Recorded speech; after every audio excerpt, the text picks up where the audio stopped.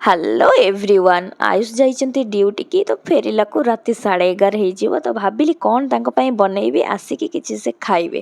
ତ ମୁଁ ଏଠି ପକେଇଥିଲି ଚାଉଳ ଆଉ ବିରି, ଯେଉଁଟାକି ଚକୁଳି ପିଠା ପାଇଁ। ଭାବିଲି ବିରି ତ ଅଛି, ଚାଲ ବନେଇଦେବା। ଆୟୁଷଙ୍କର ଫେଭରାଇଟ୍ ହେଉଛି ଚପ୍, ସେଇଟା ପୁଣି ବିରି ଚପ୍। ବେସନ ଚପ୍ ଠାରୁ ସେ ବେଶୀ ବିରି ଚପ୍କୁ ପସନ୍ଦ କରନ୍ତି।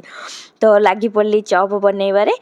ପିଆଜ ଟମାଟୋ କଞ୍ଚାଲଙ୍କା ସବୁ କାଟିଦେଲି। ଏପଟରେ ଫ୍ରାଏଟାକୁ ଟିକେ ହାଲକା କରିଦେଲି। ଆଉ ହଁ, ବାଦାମ ଟିକେ ପକେଇଲେ ଟେଷ୍ଟ ଲାଗେ, ନଡ଼ିଆ ପକେଇଲେ ଟେଷ୍ଟ ଲାଗେ। ଯେହେତୁ ମୋ ପାଖରେ ନଡ଼ିଆ ନଥିଲା, ଆଉ ଟିକେ ଗାଜର ଆଉ ଟିକେ ବିଟ୍ ଦେଲି କଲରଫୁଲ୍ ସାଙ୍ଗରେ, ଟେଷ୍ଟ ବି ଟିକେ ଭଲ ହେବ।